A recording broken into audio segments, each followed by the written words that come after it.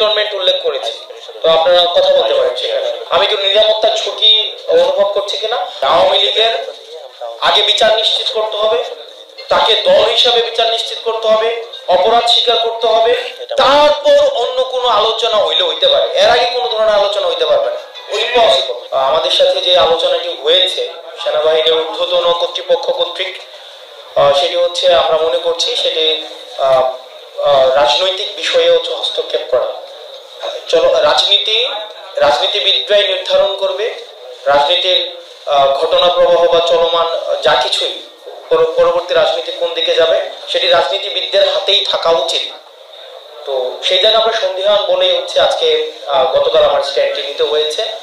আর যেটি বলেছেন যে 5ই আগস্টের পরে আমাদের ফর্মাল ইনফর্মাল আমাদের সাথে সেনাবাহিনীর বিভিন্ন জায়গায় বিভিন্ন প্রোগ্রামে আমাদের দেখা সাক্ষাৎ হয়েছে। আর 11 তারিখের যে মিটিংটি সেটির প্রেক্ষাপট ভিন্ন ছিল, সেখানে অপর প্রান্তে ঊর্ধ্বতন কর্তৃপক্ষ উপস্থিত ছিলেন এবং সেখানে আমার স্ট্যাটাসে আমি ডিসক্লোজ করেছি যে আমি আমার স্ট্যাটাসেই হচ্ছে আমি ডিসক্লোজ করেছি যে ওখানে সবকিছুই হচ্ছে উপস্থাপন করা হয়েছে।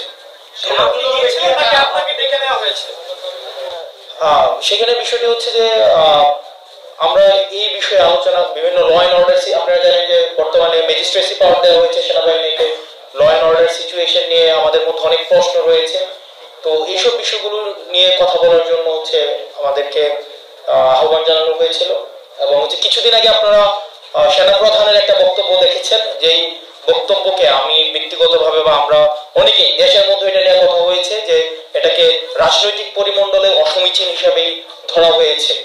যে অন্তর্বর্তীকালীন সরকার প্রধানকে যেভাবে অ্যাড্রেস করা হয়েছে, যেভাবে অন্তর্বর্তী যে ইনক্লুসিভ যেই নির্বাচনের দিকে নির্বাচনের ইঙ্গিত করা হয়েছে আওয়ামী লীগ সহ, তো সার্বিক বিষয়ে যখন আলোচনার কথা বলা হয়েছে তখন গিয়েছিলাম, তো ওই বিষয়গুলো আলোচনা করা হয়েছে। আমার স্ট্যাটাসে সব বিষয় হচ্ছে একদম মানে স্ট্রেইট ফরওয়ার্ড সেখানে হচ্ছে স্পষ্ট করা হয়েছে। আর এখানে যেটা বলছেন যে আমি কি নিরাপত্তার ঝুঁকি অনুভব করছি কিনা, দেখেন 5ই আগস্টের পূর্বে আমরা জনগণকে, ছাত্র নাগরিককে সাথে নিয়ে হচ্ছে আমরা আন্দোলন করেছি। ফেসিবাদ বিরোধী একটা তখন একটা শক্তি ছিল, এজেন্সি ছিল, রাষ্ট্রপক্ষ আমাদের বিরুদ্ধে ছিল। তো তখন আমাদের লড়াই, তো আমরা বারবার বলছি আমাদের লড়াই এখনো অব্যাহত রয়েছে।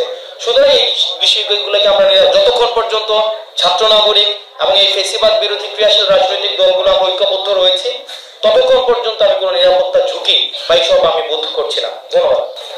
আপনি যে পোস্টে লিখেছেন সেই পোস্টের সত্যতা যাচাই করার জন্য সেক্ষেত্রে আপনার ঠিক কার সাথে কথা হয়েছে সেটা কি আমাদেরকে জানানো যাবে? আপনারা হচ্ছে আমি তো ওখানে ক্যান্টনমেন্ট উল্লেখ করেছি, তো আপনারা কথা বলতে পারেন সেখানে। এবং আমরা বলেছি যে এক্ষেত্রে দেখেন 5ই আগস্টের পরে আওয়ামী লীগ পুনর্বাসনে আওয়ামী লীগ একটা বারবার আমরা বলছি যে এই দলটা এখনো পর্যন্ত কোন জায়গায় আপনারা দেখছেন রিগ্রেট ফিল করছে কোথাও অপরাধের, ও যে একটা গণহত্যা চালাইছে এটা তো অপরাধী স্বীকার করে। তো আমরা আমাদের জায়গা থেকে স্পষ্ট করতে চাই আওয়ামী লীগের আগে বিচার নিশ্চিত করতে হবে, তাকে দল হিসাবে বিচার নিশ্চিত করতে হবে, অপরাধ স্বীকার করতে হবে, তারপর অন্য কোনো আলোচনা হইলে হইতে পারে। এর আগে কোনো ধরনের আলোচনা হইতে পারবে না, ইম্পসিবল, এটা অসম্ভব। আমরা বলেছি যে 5ই আগস্টের পরে আওয়ামী লীগের নাম, পুনরাবৃত্তি করছি, 5ই আগস্ট পরে আওয়ামী লীগের নাম, মার্কা এবং আদর্শ এই তিনটাই হচ্ছে অপ্রাসঙ্গিক। এখন এটাকে যদি মানে বিদেশি ষড়যন্ত্র অথবা দেশীয় কোনো ষড়যন্ত্র বা এজেন্সি থেকে কোনো ধরনের এখানে অপচেষ্টা চালানো হয়, সেক্ষেত্রে আমরা সাধারণ মানুষের কাছে কমিটেড, আমরা ছাত্র নাগরিকের কাছে কমিটেড।